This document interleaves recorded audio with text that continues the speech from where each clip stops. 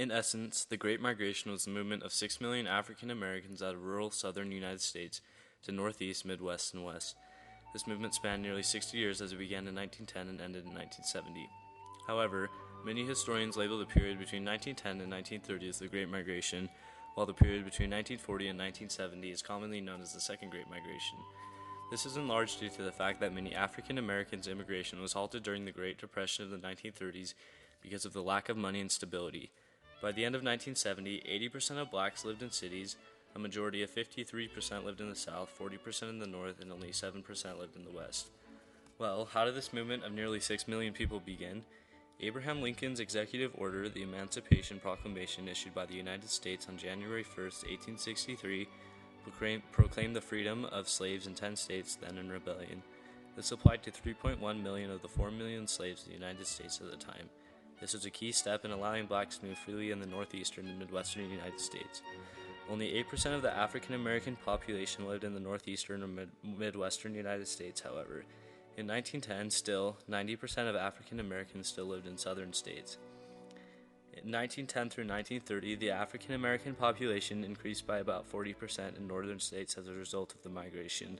It is important to understand that blacks were mostly moving into the major cities such as Detroit, Chicago, Cleveland, and New York City.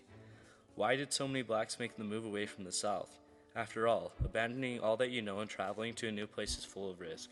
The push factors for migration must have been very significant. Racism and discrimination in the South were not gone by any means.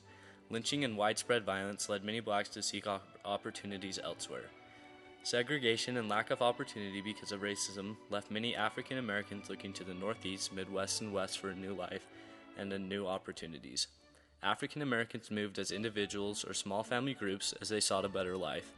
This was a time of hope for many blacks as they finally felt they had a way to escape slavery and a place that had persecuted their ancestors for generations. Unlike many movements of a group of people in U.S. history, there was no government assistance or encouragement. This movement was natural. African Americans could find work at northern industries such as the Pennsylvania Railroad who needed more working hands. Blacks were also heavily recruited in stockyards, meatpacking, steel, automobile, and shipbuilding industries. Following the Great Depression, many blacks organized themselves into labor unions. This work was new and did not pay well, but was better than what they had been doing in the South. African Americans found a new sense of freedom and importance as they were able to attend better schools and now had political influence with suffrage for both men and women. The effects of migration were far-reaching and very significant. It is estimated that 400,000 blacks left the South from 1916 to 1918 to take advantage of a labor shortage in the wake of World War I. Another significant figure includes the increase from 6,000 to 120,000 African Americans in Detroit by the start of the Great Depression. The African American Great Migration created the first large urban black communities in the North. Cities such as Chicago, St. Louis, Philadelphia, Pittsburgh, Boston, Kansas City, Columbus, and New York City saw dramatic increases in African American population in the 1920s. New York City's Harlem became the epicenter of black cultural life. The Great Migration did not occur without any problems, unfortunately. African Americans competed to obtain jobs, particularly with European migrants. Fearing their ability to negotiate rates of pay or secure employment, European Americans felt threatened by the influx of new labor competition. Population increases in major cities were so great that both African Americans and Europeans suffered from housing shortages. Neighborhoods were crowded and were largely ethnic-based. The new immigrants tended to live in the more run-down housing.